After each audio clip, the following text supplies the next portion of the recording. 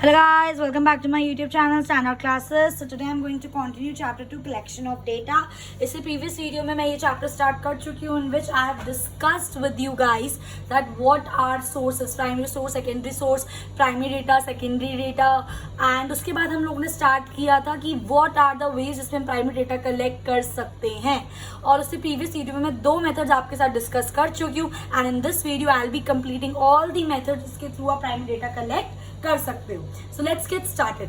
Third method जिसके through हम primary data collect कर सकते हैं. प्राइमरी डेटा कौन सा डेटा होता है? वो डेटा जो आप ओरिजिन से कलेक्ट करते हो, वो डेटा जो बिल्कुल ओरिजिनल होता है, वो डेटा जो अभी तक कलेक्ट नहीं हुआ या किसी स्टडी के लिए यूज नहीं हुआ, उस सारे डेटा को हम क्या बोलते हैं? Primary data. तो नेक्स्ट सोर्स जहां से आप प्राइमरी डेटा कलेक्ट कर सकते हो that is information from local source और correspondence. Information from local source और कॉरेस्पॉन्डेंस क्या होता है? ये इसमें क्या करता है? इन्वेस्टिगेटर अपॉइंट्स लोकल पर्सन और कॉरेस्पॉन्डेंट एट डिफरेंट प्लेसेस. आप लोगों ने सुना होगा जो न्यूज चैनल्स वगैरह होते हैं, एनडीटीवी होता है आपका, एबीपी होता है आपका, आज तक होता है, ठीक है. ये लोग क्या करते हैं? अब ये लोग हर प्लेस पे तो अवेलेबल नहीं होते हैं ना. जम्मू एंड कश्मीर की न्यूज है वो भी इन तक आ रही होती है, कन्याकुमारी की न्यूज है वो भी इन तक आ रही होती है, गुजरात की न्यूज है वो भी, मतलब पूरी कंट्री में जहां पर भी कुछ भी हो रहा हो इनके पास न्यूज आ रही होती है और ये आपको लाइव चीजें दिखा रहे होते हैं. आपने कभी सोचा ये चीज होती कैसे है? खुद तो ये तो ऐसा तो नहीं होता ऐसे चुटकी बजी और जम्मू कश्मीर पहुंच गए, वहां से फटाफट से कन्याकुमारी पहुंच गए. नॉर्थ और साउथ कितना एक्सट्रीम डिफरेंस है. तो ये लोग क्या करते हैं? अपने बिहाफ पर अपने लोगों को हर स्टेट में प्लेस करते हैं. लोग बोल लो या उनको अगर आपको थोड़ा टेक्निकल लैंग्वेज में बोला तो उनको क्या बोलो? कॉरेस्पॉन्डेंट्स. कॉरेस्पॉन्डेंट्स बेसिकली वो लोग होते हैं जो इन्विजिलेटर के अंडर काम करते हैं एट डिफरेंट प्लेसेस. तो ये कॉरेस्पॉन्डेंट डिफरेंट डिफरेंट जगह पे अवेलेबल होते हैं. फिर ये क्या करते हैं? उन डिफरेंट डिफरेंट प्लेसेस से ये डेटा को कलेक्ट करते हैं और मतलब कोई भी इनके पास इंफॉर्मेशन होती है, कोई भी डेटा कुछ भी कलेक्ट करके ये मेन हेड तक पहुंचाते हैं जो कि इन्वेस्टिगेटर होता है. आई मेरी बात समझ? They collected in their own way. जो बंदा जहां पर प्रेजेंट है वो अपने हिसाब से वहां का डेटा कलेक्ट करेगा और फिर किसको सेंड कर देगा? इन्विजिलेटर को सेंड कर देगा. इस पूरे मेथड को हम क्या बोलते हैं? इंफॉर्मेशन फ्रॉम लोकल सोर्सेज या फिर कॉरेस्पॉन्डेंट से इंफॉर्मेशन मिलना. आई होप गाइस ये चीज आपको क्लियर है. ठीक है, अब आपके पास नेक्स्ट क्वेश्चन आता है कि ये चीज कहाँ पर सूटेबल है, ये वाला मेथड आप कहाँ यूज करो. इन विच रेगुलर इंफॉर्मेशन इज नीडेड. जब आपको रेगुलर कॉन्टैक्ट चाहिए हो, जब आपको कॉन्टिन्यूस इंफॉर्मेशन चाहिए हो हर जगह की. आप डायरेक्ट पर्सनल इन्वेस्टिगेशन तो वहां नहीं कर सकते, ना आप इनडायरेक्ट रूरल इन्वेस्टिगेशन वहां कर सकते हो. अगर आपको हर जगह की इंफॉर्मेशन बिल्कुल अपडेटेड चाहिए तो एक ही रास्ता है कि आप अपने हर कॉरेस्पॉन्डेंट को हर प्लेस में वहां पर प्लेस कर दो, फिर वो आपको आके इंफॉर्मेशन देगा. तो जब आपको डायरेक्ट मतलब कॉन्टिन्यूस इंफॉर्मेशन चाहिए तो आप कौन सा मेथड यूज कर सकते हो? इंफॉर्मेशन फ्रॉम लोकल सोर्स और कॉरेस्पॉन्डेंट. आई मेरी बात समझ? नेक्स्ट आता है आपका area of invigilation is large. जब एरिया बहुत बड़ा हो, कोई बात नहीं, छोटा हो तब भी यूज कर सकते हो, लार्ज हो तब भी इजीली यूज हो सकता है क्योंकि इसमें डिफरेंट बहुत सारे लोग हैं, बहुत सारे आप अपॉइंट कर सकते हो कॉरेस्पॉन्डेंट जो आपको इन्फॉर्मेशन प्रोवाइड कर रहे हैं. Information is used by. अब इस टाइप की इन्फॉर्मेशन यूजुअली कहाँ यूज होती है? जैसा कि मैंने अभी आपको एग्जांपल दिया, टीवी न्यूज वगैरह में, रेडियोज में भी होती है, जर्नल, मैगजीन, न्यूज़पेपर्स, दुनिया भर की खबरें होती है. अब एक जना दुनिया भर में तो नहीं रह सकता ना खबरें इकट्ठी करने के लिए, तो उसके लिए हम क्या यूज करते हैं? इन्फॉर्मेशन फ्रॉम लोकल सोर्स और कॉरेस्पॉन्डेंट. और ये मेथड आप सिर्फ तभी यूज करना जब आपको हाई डिग्री ऑफ एक्यूरेसी की जरूरत ना हो. Because high degree of accuracy तब होता है जब बंदा खुद कलेक्ट कर रहा हो, बट आप कलेक्ट नहीं कर रहे, आपके बिहाफ पे कॉरेस्पॉन्डेंट कलेक्ट कर रहे हैं, तो आपको नहीं पता वो किस हिसाब से कलेक्ट कर रहे हैं, तो आप ये नहीं मान सकते कि डेटा बिल्कुल एक्यूरेट है या फिर नहीं है. तो जब हाई डिग्री ऑफ एक्यूरेसी ना चाहिए तब आप ये मेथड यूज कर सकते हो. इसके बाद इसके क्या मेरिट्स होते हैं और क्या इसके डीमेरिट्स होते हैं? सबसे पहले तो इकोनॉमिकल. टाइम, मनी, एफर्ट्स बचता है क्योंकि एक जने को सारा काम नहीं करना पड़ता, काम डिवाइड हो जाता है. ठीक है, wide coverage, large area easily cover हो सकता है because you have number of correspondents जो आपको इन्फॉर्मेशन प्रोवाइड कर रहे हैं. कॉन्टिन्यूटी, जब आपको कॉन्टिन्यूस इन्फॉर्मेशन चाहिए हर जगह की बिल्कुल टू अपडेट, तब आप इस चीज को यूज कर सकते हो. ये इसका एक फायदा है कि आपको कॉन्टिन्यूस इन्फॉर्मेशन मिल रही है. लास्ट आता है आपका सूटेबल फॉर स्पेशल पर्पस. कोई पर्टिकुलर इन्वेस्टिगेट करना हो, कोई केस या कोई पर्टिकुलर प्रॉब्लम को सॉल्व करना हो, उस मेथड के लिए भी प्रॉपर इन्वेस्टिगेशन डिफरेंट प्लेसेस में हो सकती है और वो आप कैसे कर सकते हो? इन्फॉर्मेशन फ्रॉम लोकल सोर्स और कॉरेस्पॉन्डेंट के थ्रू कर सकते हो. इतनी बात समझ आई? इसके बाद होता है इसका डीमेरिट्स कि इसकी क्या डिसएडवांटेजेस हैं. सबसे पहला इसका डिसएडवांटेज आता है लैक ऑफ ओरिजिनलिटी। इसका मतलब क्या है? लैक ऑफ ओरिजिनलिटी का मतलब इसके अंदर ये आ जाएगा गाइस कि जो हम डेटा, सबसे पहली बात तो आप खुद जाके उसे कलेक्ट नहीं कर रहे हो, आपके कॉरेस्पॉन्डेंट आपको वो प्रोवाइड कर रहे हैं, तो आपको नहीं पता कि आपके कॉरेस्पॉन्डेंट जो इन्फॉर्मेशन उठा रहे हैं वो कहाँ से उठा रहे हैं, वो बिल्कुल ओरिजिन से उठा रहे हैं, वो कैसे ले रहे हैं, इसलिए उसके अंदर लैक ओरिजिनलिटी कहीं ना कहीं लैक करती है। नेक्स्ट आता है आपका लैक ऑफ यूनिफॉर्मिटी। जैसा कि मैंने आपको अपने प्रीवियस वीडियो में भी बताया है, कोई एक बंदा है, ठीक है, अब एक बंदे को वो 2 क्वेश्चन पूछना है, what is your name and what is your age. ये 2 बातें पूछनी है, कोई भी एक बंदा है उसको, what is your name and what is your age. अब हो सकता है एक बंदा इसको सिंपल पूछ रहा है, आपका नाम क्या है, आपकी उम्र क्या है, दूसरा बंदा इसको पूछ रहा है how old are you. Answer same है, बट एक होता है ना ह्यूमन नेचर है ये कि डिफरेंट लोग एक चीज को डिफरेंट तरीके से पूछते हैं, तो एक वो जो यूनिफॉर्मिटी होती है वो चीज वहां पर लैक कर जाती है। आई मेरी बात समझ। नेक्स्ट आता है आपका पर्सनल बायसनेस।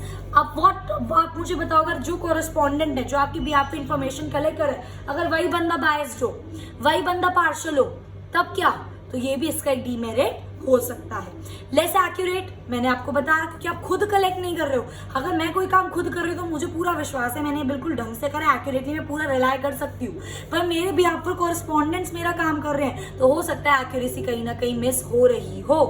लास्ट आता है डिले इन कलेक्शन। बहुत सारी इंफॉर्मेशन है, बहुत सारे लोग हैं, कम्युनिकेट कभी हो पा रहा है, कभी नहीं हो पा रहा है, नेटवर्क इश्यूज हो सकते हैं, कुछ भी हो सकता है जिसकी वजह से उनका कलेक्शन डिले, मतलब जो भी इंफॉर्मेशन इन्वेस्टिगेटर तक आ रही है, फॉर एग्जाम्पल 4 कॉरेस्पॉन्डेंट है, 2 की तो फटाफट से आ गई, बाकी 2 का भी हम वेट कर रहे हैं, आएगी, तो इस प्रोसेस में डिले हो सकता है।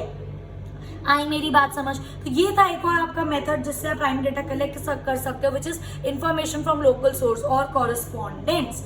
नेक्स्ट आता है आपका information through questioners and schedule. नाम से ही पता चल रहा है वो इंफॉर्मेशन जो हम एक क्वेश्चनर या एक शेड्यूल के हिसाब से माध्यम से थ्रू कलेक्ट कर रहे हैं। क्या होता है, आपने क्वेश्चनर तैयार करा जिसमें 10 क्वेश्चन है, आपने वो दे दिया इन्फॉर्मेंट को। अब आपको पता है इन्फॉर्मेंट कौन है, इन्विजिलेटर वो जो इन्फॉर्मेशन कलेक्ट कर रहा है, इन्फॉर्मेंट वो जो इन्फॉर्मेशन दे रहा है, ठीक है। तो इन्विजिलेटर ने क्या करा, एक क्वेश्चनर प्रिपेयर करा और उसको किसको दे दिया, इन्फॉर्मेंट को दे दिया, और वो इन्फॉर्मेंट ने क्वेश्चनर भरा और इन्फॉर्मेशन मिल गई इन्विजिलेटर को। तो इस वाले मेथड को बोलते हैं जब आप इन्फॉर्मेशन ले रहे हो थ्रू क्वेश्चनर एंड शेड्यूल। आप कभी कभार होटल्स वगैरह में जाते हो, है ना, रेस्टोरेंट्स में जाते हो, आप लोग वो आपको एक फीडबैक फॉर्म देते हैं, है ना, आपको खाना कैसा लगा, आप क्या इसमें और एड ऑन कराना चाहेंगे, आप कुछ और बेटर सजेस्ट करना चाहेंगे, उसमें कुछ क्वेश्चन होते हैं, येस नो रेटिंग का। तो वो क्या है, वो एक क्वेश्चनर है, वो आपको दे दे, आप उनको भरते हो और उसको वापस करते हो। तो बेसिकली वो आपसे क्या ले रहे हैं, क्वेश्चनर के थ्रू इन्फॉर्मेशन ले रहे हैं कि कस्टमर को सर्विस कैसी लगी। आई मेरी बात समझ। अब ये जो मेथड है ना आपका इन्फॉर्मेशन थ्रू क्वेश्चनर और शेड्यूल, ये 2 तरीके से यूज होता है। The questionnaire is prepared by the investigator. ये तो ऑब्वियस सी बात है, जिस बंदे को इन्फॉर्मेशन कलेक्ट करनी है वही तो इन्वेस्टिगेटर है, वही तो क्वेश्चनर फिर प्रिपेयर करेगा। तो क्वेश्चनर कौन प्रिपेयर करता है, इन्वेस्टिगेटर। और इसके अंदर 2 मेथड आपके होते हैं जिसके थ्रू आप क्वेश्चनर के थ्रू डेटा कलेक्ट कर सकते हो। पहला मेथड होता है आपका मेलिंग मेथड, दूसरा मेथड होता है आपका एन्यूमरेटर मेथड। दोनों मेथड से आप क्वेश्चनर के थ्रू डेटा कलेक्ट कर सकते हो। कैसे, पढ़ते हैं। सबसे पहले आता है मेलिंग मेथड। नाम से ही पता चल रहा है मेल करना, है ना, कि इन्वेस्टिगेटर ने जो क्वेश्चनर बनाया है वो सब जिससे उसको इन्फॉर्मेशन चाहिए वो इन्फॉर्मेंट को क्या कर देता है, मेल कर देता है क्वेश्चनर। और बट उसके साथ एक चीज बहुत ध्यान रखने वाली है इन्वेस्टिगेटर को कि जब वो क्वेश्चनर मेल कर रहा है उसके साथ एक लेटर अटैच करें। उस लेटर में लिखा होना चाहिए कि ये क्वेश्चनर क्यों बनाया गया, इस क्वेश्चनर को बनाने का क्या पर्पस है, हम क्यों इस क्वेश्चनर की क्या स्टडी कर रहे हैं हम इस क्वेश्चनर से। एट द सेम टाइम उस लेटर में इन्वेस्टिगेटर ये भी लिखता है इन्फॉर्मेंट को दिलासा देने के लिए, इन्फॉर्मेंट को बताने के लिए कि आप जो भी इसमें इन्फॉर्मेशन डालोगे वो कॉन्फिडेंशियल रहेगी। मतलब आप जो भी इन्फॉर्मेशन दोगे हम उसको कहीं पे लीक नहीं करेंगे, वो आपके और हमारे बीच में रहेगी। आई मेरी बात समझ। और रिक्वेस्ट करता है इन्फॉर्मेंट, 3 चीजें करता है इन्फॉर्मेंट। पहला, बताता है कि क्वेश्चन क्यों बनाया गया और आपको क्यों उसका आंसर देना है। दूसरा, फिर वो उसको ये दिलासा देता है इन्वेस्टिगेटर कि आपकी जो इन्फॉर्मेशन है वो सीक्रेट रहेगी, कॉन्फिडेंशियल रहेगी, हम उसको लीक नहीं करेंगे। और तीसरा, वो उससे रिक्वेस्ट करता है इन्वेस्टिगेटर इन्फॉर्मेंट से कि प्लीज भरकर आप इसको वापस जरूर सेंड बैक करना। ऐसा क्यों करना पड़ रहा है, लेटर क्यों लगाना पड़ रहा है, क्योंकि इन्वेस्टिगेटर उस टाइम मौजूद नहीं है। हमारे बहुत सारे मेल्स आते हैं हमारे पास डेली, हम ऐसे इग्नोर कर देते हैं चीज़ों को, आए अच्छे काम करनी, छोड़ना क्या करेंगे, ये एटीट्यूड होता है हम लोगों का। अब पर जिस बंदे को इन्फॉर्मेशन चाहिए वो कैसे कलेक्ट करेगा, तो इसलिए एक लेटर अटैच करा जाता है, रिक्वेस्ट करते हुए, बताते हुए, उनको भरोसा दिलाते हुए, और ऐसा क्यों हो रहा है ये सब बताते हुए।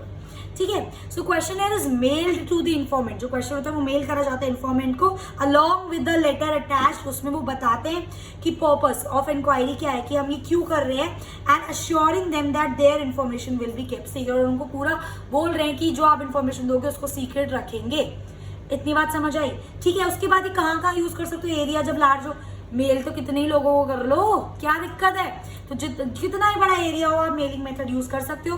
पर आप ये सिर्फ सब तब यूज कर सकते हो जब आपके इन्फॉर्मेंट्स एडुकेटेड हैं, मतलब जो इन्फॉर्मेशन देने वाले वो पढ़े लिखे होने चाहिए, इतना कि उनको फोन या लैपटॉप से चलाना आना चाहिए, मेल आईडी होनी चाहिए, मेल कैसे यूज करते हैं वो होना चाहिए, प्लस पढ़ना आना चाहिए इंग्लिश में, प्लस मार्क करके मेल कैसे करना है, मेल कैसे सेंड बैक करना है। तो अगर इन्फॉर्मेंट एडुकेटेड होगा तभी आप ये यूज कर सकते हो, वरना यूज नहीं कर सकते, उसको भेज दोगे उसको पता भी नहीं चलेगा, उसके मेल बॉक्स में एक क्वेश्चन पड़े। आई मेरी बात समझ? और इसके फायदे क्या होते हैं, इकोनॉमिकल, क्या आपको ना कुछ टाइम लगा ना कुछ पैसे लगे, बस एक क्वेश्चन प्रिपेयर करा, क्लिक करा, मेल हो गया लोगों के पास, तो टाइम एफर्ट मनी सब कुछ सेव हुआ। ओरिजिनल, इसको ओरिजिनल हम इसलिए बोल रहे हैं क्योंकि जिस बंदे से इंफॉर्मेशन कलेक्ट करनी है इन्वेस्टिगेटर उसी बंदे को मेल कर रहा है, ये इस होप से मेल कर रहा है कि वही बंदा उसको फिलबैक करके भेजेगा, इसलिए यहाँ पे ओरिजिनल है। ठीक है, जो डेटा कलेक्ट करते हैं वो ओरिजिनल। और लास्ट, वाइड कवरेज, कितने ही लोगों को कहीं पर भी भेज लो, बस मेल आईडी होनी चाहिए आपके पास। ठीक है, उसके बाद इसके डीमेरिट्स बहुत सारे हैं। सबसे पहले लैक ऑफ इंटरेस्ट, आपने मेल कर दिया, भाई इन्फॉर्मेंट इंटरेस्टेड ही नहीं है, उससे खोल के भी नहीं देखा आपका क्या क्वेश्चन है, तो ये इसकी डिसएडवांटेज हो गई। Next, lack of flexibility, lack of flexibility as in भाई बंदा इंटरेस्टेड नहीं है, चलो वो तो ठीक है, भर रहा है नहीं भर रहा है, और मतलब फेवरेबल सा नहीं है कुछ। ठीक है, इंटरेस्टेड भी नहीं है, फ्लेक्सिबल भी नहीं है, बेसिकली बात समझ रहे हो। लैक ऑफ फ्लेक्सिबिलिटी और कैसे समझा सकती हूँ मैं आपको, ऐसे समझो कि एक इन्फॉर्मेंट ने मेल करा, इन्वेस्टिगेटर ने मेल करा इन्फॉर्मेंट को, ठीक है, और वो बंदा कंफर्टेबल नहीं था, इन्फॉर्मेंट वाज नॉट कंफर्टेबल, या फिर बोलता भाई इसको स्टडी करना है मैं क्या करूँ, समझ रहे हो, that is lack of flexibility. ठीक है, लिमिटेड यूज, लोग ज्यादातर वही चीज है, लिमिटेड लोग खोलते हैं, आधे लोग पढ़े लिखे नहीं होते हैं, तो वहां पे ये चीज मात खा जाती है। बाइस्ड हो सकता है इन्फॉर्मेंट मजे मजे में भर रहा है, हो सकता है किसी इन्फॉर्मेंट की मेल आईडी से कोई और भर रहा है, सही इन्फॉर्मेशन नहीं दे रहा है, तो बाइस्ड आ सकता है, पार्शियल हो सकता है कि इन्फॉर्मेशन गलत हो सकती है। लेस एक्यूरेट, अगेन वही चीज, अगर इन्फॉर्मेंट सीरियसली नहीं भर रहा या उसके बिहाफ पे कोई और भर रहा है, इन्वेस्टिगेटर को कैसे पता चलेगा वो किसने भरा है? अगर मेल बैक हो जाता है तो इन्वेस्टिगेटर को यही लगेगा ना इन्फॉर्मेंट नहीं भेजा है वो, तो वहां पे डेटा मामला खराब और लेस एक्यूरेट डेटा माना जाता है। आई मेरी बात समझ? इसके बाद यही क्वेश्चनेयर वाला जो मेथड है, इसका दूसरा मेथड होता है गाइस एन्यूमरेटर मेथड। क्या होता है एन्यूमरेटर मेथड में? Questionnaire is prepared according to the situation, वो तो इसमें भी प्रिपेयर होता है, क्वेश्चनेयर तो इन्वेस्टिगेटर प्रिपेयर करेगा अकॉर्डिंग टू द स्टडी जो उसको करना है। ठीक है, तो क्वेश्चन प्रिपेयर कर लिया ना, enumerator himself approach the informant with the question है, उसमें क्या कर रहा था, उसने मेल कर दिया और वो ये होप कर रहा है कि इन्फॉर्मेंट ही भरे, सही से भरे, इंटरेस्ट के साथ भरे और उसको मेल बैक कर दे। पर इसमें क्या करता है एन्यूमरेटर, खुद क्वेश्चनेयर की उसने फोटो कॉपी निकाल ली और खुद घर घर जाकर लोगों से पूछता है। जैसे मैं हूं, मैं एक इन्वेस्टिगेटर हूं, ठीक है, मैंने क्या करा, मैंने क्वेश्चनेयर बनाया, मैं आपके पास आई हूँ और मैं आपसे क्वेश्चन पूछ रही हूँ, how what is your age, आपने बोला 20 ईयर्स, तो मैं खुद 20 को टिक कर रही हूँ, आप भी कुछ नहीं कर रहे हो, समझो बात को, आप कुछ नहीं कर रहे, मैं बस आई हूँ आपके पास क्वेश्चनेयर लेके, आपसे सवाल पूछ रही हूँ और आपके बिहाफ पर उसको भर रही हूँ, खुद भर रही हूँ। उस बंदे को बोलते हैं एन्यूमरेटर, जो खुद क्वेश्चनेयर लेके जा रहे हैं, पूछ रहा है और खुद ही भर रहा है। ये भी नहीं हुआ कि मैं आई और मैंने आपको दे दिया, मेरी आंखों के सामने आप भरो, नो, मैं आई हूँ, आप बैठे हो, मैं बैठी हूँ, मैं आपसे क्वेश्चन पूछ रही हूँ और जो जो आप आंसर दे रहे हो मैं उस क्वेश्चनेयर में भरती जा रही हूँ। बात समझो, उनको बोलते हैं एन्यूमरेटर, और जिस क्वेश्चनेयर को एक एन्यूमरेटर खुद फिल करता है उसको बोलते हैं हम स्केड्यूल। आई मेरी बात समझ? उस क्वेश्चनेयर को जिसको एन्यूमरेटर ने खुद भरा है। आई होप गाइस ये चीज आपको बिल्कुल अच्छे से क्लियर है। ठीक है। So enumerator himself make the questions are called the schedule, mark करता है मतलब खुद क्वेश्चन। एन्यूमरेटर का मैंने यहाँ पे लिखा है person who help the investigator in collecting the data, वो बंदा इन्वेस्टिगेटर में जो खुद जाके डेटा कलेक्ट करता है with the help of a questionnaire is known as enumerator.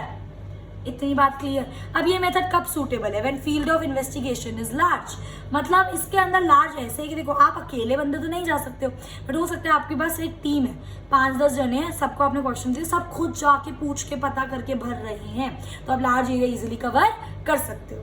Specialise and skilled investigators are required. Obviously बात है, जो बंदा क्वेश्चन है भरवाएगा, जैसे इन्वेस्टिगेटर मैं हूँ, आप हो, ठीक है, आप इन्फॉर्मेंट हो, मैं इन्वेस्टिगेटर हूँ, तो मेरे पास स्किल्स होने चाहिए प्रॉपर आपसे पूछने के लिए, उसको अच्छे से भरने के लिए। इन्वेस्टिगेटर को तो पूरी नॉलेज होनी चाहिए ना, ठीक है। Investigator well versed in the local language and culture norm of the informant. अब फॉर एग्जाम्पल मैं किसी विलेज में जाती हूँ क्वेश्चनर लेके, ठीक है। अब जो मैं जाऊंगी जिस विलेज में, मुझे वहाँ की भाषा, वहाँ के कल्चर पता होने चाहिए। अब ऐसा तो नहीं है मैं वहाँ जाके, कोई विलेज है नॉर्मल, मैं वहाँ गई हूँ और वहाँ पे इंग्लिश में लोगों से क्वेश्चन पूछ रही हूँ, इंटरेस्टेड होगा कोई मुझे बताएगा? कोई नहीं बताएगा, क्योंकि उनको खुद ही समझ नहीं आएगा। तो जो भी इन्वेस्टिगेटर होता है, जिस एरिया में वो जाके इन्फॉर्मेशन कलेक्ट कर रहा है, उसको वहाँ की प्रॉपर लैंग्वेज पता होनी चाहिए, प्रॉपर कल्चर वगैरह सारी इन्फॉर्मेशन होनी चाहिए, ठीक है। अब इसके फायदे क्या होते हैं? बड़ा एरिया कवर कर सकते हो। एक्यूरेट, ये एक्यूरेट क्यों है? क्योंकि आप खुद क्वेश्चनर लेके जा रहे हो, खुद उनसे पूछ रहे हो और खुद मार्क कर रहे हो। ये लेस एक्यूरेट क्यों था? क्योंकि हमें नहीं पता, हमने भेज दिया, पता नहीं कौन भर रहा है उसको, क्या अगर इन्फॉर्मेंट भर रहा है तो वो सीरियसली भर रहा है, नहीं भर रहा है, क्या इन्फॉर्मेंट के बिहाफ पे कोई और भर रहा है उसको, बात समझ रहे हो? इसलिए ये लेस एक्यूरेट और ये ज्यादा एक्यूरेट होता है। इसमें पर्सनल कॉन्टैक्ट होता है इन्फॉर्मेंट और इन्वेस्टिगेटर का, इम्पार्शियल, मतलब कोई पार्शियलिटी नहीं है, ना इन्वेस्टिगेटर के बिहाफ पर ना ही उसके बिहाफ पर, इन्फॉर्मेंट के बिहाफ पर। जो पूछ रहा है वो बंदा बता रहे। और कंप्लीटनेस, तो कभी कभार होता है ना, मेल कर दिया लोगों ने, 10 में से 5 क्वेश्चन भरे और भेज दिया, पर इसके अंदर जब आप सामने बैठे हो, पूछताछ कर रहे हो, आप प्रॉपर पूरा कंप्लीट करोगे तो आपको एक कंप्लीट रिस्पॉन्स मिलता है। आई मेरी बात समझ? और इसके डीमेरिट्स क्या होते हैं? एक्सपेंसिव, ये थोड़ा महंगा तो पड़ेगा, कॉरेस्पॉन्डेंट का टाइम लगेगा, एफर्ट्स लगेगा, पैसे भी लगेंगे, ठीक है। अवेलेबिलिटी ऑफ एन्यूमरेटर मतलब लोग आपके पास, कॉरेस्पॉन्डेंट्स आपके पास अवेलेबल है या नहीं है, ठीक है। अच्छा, एक और चीज, मैं बार बार कॉरेस्पॉन्डेंट एन्यूमरेटर एक ही बात बोल रही हूँ, बड़ी 2 अलग अलग चीजें हैं, ठीक है। तो आप एन्यूमरेटर वर्ड यूज करना, तो आपके पास एन्यूमरेटर अवेलेबल भी तो होने चाहिए, वही नहीं होंगे तो कैसे करोगे आप, ठीक है। टाइम कंज्यूमिंग प्रोसेस तो है, एक बंदे के पास जाके बैठना, पूछना, टिक करना, time consuming process. Not suitable for private investigation, जो प्राइवेट ऑर्गेनाइजेशंस होती है ना, वो इतना ज्यादा नहीं वो उठाती, उनके पास और भी रास्ते होते हैं, वो इतना ज्यादा कष्ट नहीं उठाती यूजुअली। ये जो मेथड होता है ना, सरकारी काम होते हैं ज्यादा, ठीक है। और लास्ट पार्शियल हो सकता है इन्वेस्टिगेटर के हिसाब से तो कोई पार्शियलिटी नहीं, क्योंकि क्वेश्चनर बना हुआ है। जो रिस्पॉन्डेंट है, ठीक है, जो रिस्पॉन्डेंट है वो नहीं दे ढंग से जवाब, गलत जवाब दे, या पार्शियलिटी कुछ हो सकता है, मतलब बंदे का मूड नहीं है, क्योंकि अब इन्वेस्टिगेटर को तो नहीं पता ना कि बंदा सही जवाब दे रहा है। कोई मुझसे पूछे व्हाट इज योर नेम, अब मैं बोल दूं queen of Jhansi, I am Rani Lakshmibai, तो ये तो 1 सेकंड में पता चल जाएगा मैं झूठ बोल रही हूँ। कोई मुझसे पूछेगा व्हाट इज योर नेम, मैं बोल दूंगी एनीथिंग, आई विल से सारा, उसको क्या पता मेरा नाम सारा नहीं है, बात समझ रहे हो? तो इस वे में वो पार्शियल हो सकता है। तो ये यहाँ पर हमने सारे मेथड्स खत्म कर लिए कि जिसके बेस पे आप डेटा कलेक्ट कर सकते हो। अब हम नेक्स्ट टॉपिक पढ़ेंगे कि जब आप एक क्वेश्चनर बना रहे हो तो उसके अंदर आपको किन किन चीजों का ध्यान रखना ताकि आपका एक क्वेश्चनर अच्छा क्वेश्चनर बने। पहली चीज, सिंप्लिसिटी, जो भी आप क्वेश्चन लिखोगे वो सिंपल से सिंपल लैंग्वेज में सीधा डायरेक्ट क्वेश्चन लिखो ताकि लोगों को सीधा समझ आए। क्योंकि अगर कॉम्प्लेक्स क्वेश्चन होते हैं ना, लोगों का इंटरेस्ट लूज हो जाता है, क्योंकि उनको क्वेश्चन समझ नहीं आता तो जवाब क्या देंगे आपको। तो सिंपल क्वेश्चन रखो। दूसरी बात, लिमिटेड नंबर ऑफ क्वेश्चन, ये नहीं कि 50 क्वेश्चन रख दिए भाई एक क्वेश्चनर में, 30 क्वेश्चन रख दिए, हद से हद 10 या 12 क्वेश्चन रखो बस। आई बात समझ? लिमिटेड क्वेश्चन, लोगों को ज्यादा टाइम नहीं लगे, क्योंकि अल्टीमेटली आपको लोगों से आंसर्स लेने हैं। नेक्स्ट आता है आपको प्रॉपर ऑर्डर ऑफ क्वेश्चन, पूरा प्रॉपर ऑर्डर होना चाहिए। ये नहीं कि व्हाट इज योर नेम पहला question, what is your address last question, email ID 5th question, no. आप एक प्रॉपर सिस्टम बनाओ अपना, ठीक है। अगर आप डिटेल्स की पहले बात कर रहे हो तो सबसे पहले डिटेल्स लिखो, नेम, ईमेल आईडी, एज क्या है, what is your sex, female है, मेल है, सब कुछ। मतलब एक प्रॉपर सिस्टम होना चाहिए क्वेश्चन का, ये नहीं कि ऊपर नीचे क्वेश्चंस पूछ रहे हो, ठीक है। नो अनडिजायरेबल क्वेश्चन, कोई ऐसा क्वेश्चन नहीं पूछना जिससे कंट्रोवर्सी क्रिएट हो जाए। टू द स्टडी क्वेश्चन पूछो जो आपको लग रहा है लोग आंसर कर देंगे। और नेक्स्ट आता है आपका कैलकुलेशंस। कभी कभार होता है ना क्वेश्चंस में कैलकुलेशन होती है, तो जो भी कैलकुलेशन का पार्ट हो वो आप इन्वेस्टिगेटर को खुद के लिए रखना चाहिए और नॉर्मल क्वेश्चंस उसको इन्फॉर्मेंट से पूछने चाहिए, कैलकुलेशन वाले क्वेश्चन नहीं पूछने चाहिए, ठीक है। प्री टेस्टिंग पायलट सर्वे, ये क्या होता है मैं बताने वाली हूँ, मैंने यहाँ पर लिखा है, ठीक है। अभी यहाँ पे बस थोड़ा सा बता देती हूँ कि प्री टेस्टिंग पायलट सर्वे की अगर आपका क्वेश्चन फाइनल हो गया, उसको इससे पहले आप जनरल पब्लिक को डिस्ट्रीब्यूट करो। पहले 10 से 20 लोगों में उसकी टेस्टिंग करो क्वेश्चनर की, कि लोग क्वेश्चनर समझ पा रहे हैं, नहीं समझ पा रहे हैं, आंसर दे पा रहे हैं, नहीं दे पा रहे हैं, उस क्वेश्चनर को देख के लोगों का क्या रिएक्शन है, उसको बोलते हैं प्री टेस्टिंग पायलट सर्वे। क्वेश्चनर फाइनल लोगों तक पहुंचाने से पहले आप उस क्वेश्चनर को टेस्ट कर रहे हो विद 20 to 30 पीपल। आई मेरी बात समझ। नेक्स्ट आता है आपका इंस्ट्रक्शन। क्वेश्चन के प्रॉपर इंस्ट्रक्शंस होने चाहिए कि कैसे आपको क्वेश्चन अटेम्प्ट करना है ताकि लोगों को पता चले। And request for return, definitely उनसे रिक्वेस्ट करो कि प्लीज आप इस क्वेश्चन को फुल पूरा करना और इसको रिटर्न जरूर करना। इतनी बात समझ आई। अब किन किन टाइप्स के क्वेश्चंस आपको एक क्वेश्चनर में डालने चाहिए, या तो आप सिंपल क्वेश्चन डालो, ऑल्टरनेट क्वेश्चन, 2 ऑप्शन येस या नो वाले क्वेश्चन, या फिर मल्टीपल चॉइस क्वेश्चन, 4 ऑप्शन दे दो उसमें से वो टिक करेंगे, या फिर सिंपल इन्फॉर्मेशन क्वेश्चन कि आपने क्वेश्चन लिख दिया और उनसे बोल रहे हो आप स्पेसिफिक इन्फॉर्मेशन क्वेश्चन, कुछ भी आप पूछ सकते हो, कोई भी स्पेसिफिक इन्फॉर्मेशन आपको बोल रहे हो कि आप इस क्वेश्चन का आंसर सिर्फ 1 या 2 लाइन में दो, जो मैं पूछ रहा हूँ बस उसका एग्जैक्टली स्पेसिफिक आंसर। या फिर एक हो सकता है ओपन क्वेश्चन, आपने क्वेश्चन लिख लिया, अब वो इन्फॉर्मेंट की मर्जी है कि वो कितना ही लंबा आंसर लिखे, चाहे वो 3 लाइन का आंसर लिखे, चाहे वो 3 पेज का आंसर लिखे। इतनी बात समझ आई। और स्पेसिफिक के अंदर आप हद से हद उनसे बस 1 या 2 लाइन का आंसर मांग रहे हो, इन दोनों में यही फर्क है। इसके अंदर ओपन क्वेश्चन में इन्फॉर्मेंट की मर्जी है कितना ही लंबा आंसर लिखे वो। इतनी बात समझ आई, ठीक है। इसके बाद आता है steps to be taken before planning the investigation. अब जब आप इन्वेस्टिगेशन करने जा रहे हो उससे पहले आपको क्या क्या चीजें ध्यान रखनी है। सबसे पहला आपको प्रॉपर क्वेश्चनर बनाना पड़ेगा, सारे अच्छे से जो मैंने बताया कैसे बनाना है। फिर decide mode of inquiry, decide करो कि कैसे डेटा कलेक्ट करना है, मेलिंग मेथड के करना है या एन्यूमरेटर के थ्रू करना है, ठीक है। अरेंज प्रॉपर ट्रेनिंग प्रोग्राम, अगर आप एन्यूमरेटर के थ्रू कर रहे हो तो प्रॉपर एन्यूमरेटर्स को इकट्ठा करो, उनको ट्रेन करो कि आपको कैसे कैसे काम करना है। और बिफोर फाइनल करने से पहले एक पायलट सर्वे जरूर करना ताकि आपको पता चले कि आपका क्वेश्चनर लोग कैसे रिएक्ट कर रहे हैं। इतनी बात समझ आई। और इसके बाद लास्ट टॉपिक है आपका इस चैप्टर का, नहीं इस टॉपिक का, दैट इज पायलट सर्वे, जो कि मैंने अभी आपके साथ डिस्कस करा। एक basically it is trying out a survey covering a very small sample of a universe of the study. ये आपको पता होगा क्या होता है यूनिवर्स और सैंपल, पॉपुलेशन और सैंपल। नहीं पता अभी तो अभी हम आगे चैप्टर में पढ़ेंगे, ठीक है। उसकी बिल्कुल टेंशन मत लेना, सब कुछ एक एक चीज डिटेल में पढ़ाऊंगी, पर अभी थोड़ा सा बता देती हूँ। यूनिवर्स मतलब फॉर एग्जाम्पल ये अर्थ है, अर्थ पे इतने सारे लोग हैं, अब मुझे क्वेश्चन सबके पास लेके जाना है। अब मैंने बोला बिफोर मैं सबको पहले दूं, उससे पहले मैंने इसमें से एक थोड़े से लोग उठा लिए और उनको मैंने दे दिया अटेम्प्ट करने के लिए क्वेश्चन। तो ये मैंने क्या करा, यूनिवर्स में से थोड़ा सा सैंपल उठाया। आई मेरी बात समझ, उसको बोलते हैं टेस्टिंग करना। और ये किस चीज में हेल्प करता है, ये हमें हेल्प करता है to know the quality and suitability of the question, कि हमारे क्वेश्चन सही है नहीं है, लोगों को समझ आ रहे हैं नहीं आ रहे, वो बताएगा हमें। टेस्ट करेंगे तो लोगों का रिस्पॉन्स आएगा, उससे पता चलेगा ना, ठीक है। Access to performance of enumerator, at the same time आप ये भी चेक कर सकते हो कि जो आपने एन्यूमरेटर को ट्रेन करा है वो ढंग से पूछताछ कर रहे हैं नहीं कर रहे हैं, ढंग से अपने एफर्ट्स लगा रहे हैं नहीं लगा रहे। And excess cost and time involve in the survey, बहुत ज्यादा कॉस्ट और टाइम इन्वॉल्व, कितना मतलब कॉस्ट लग रहा है आपका सर्वे कंडक्ट करने में, कितना टाइम लग रहा है एक जने से सारी इन्फॉर्मेशन लेने में, वो सब चीजें आपको पायलट सर्वे के अंदर पहले से ही पता लग जाएंगी। तो जब आप उसको रिलीज करने वाले हो question to the general public, आप उन सब चीजों का ध्यान रख सकते हो। आई होप गाइज ये चीज आपको बिल्कुल अच्छे से क्लियर है। So with this I have completed all the methods, और उसके आगे की भी थोड़ी चीजें कि प्राइमरी डेटा में आपको क्या क्या ध्यान रखना है।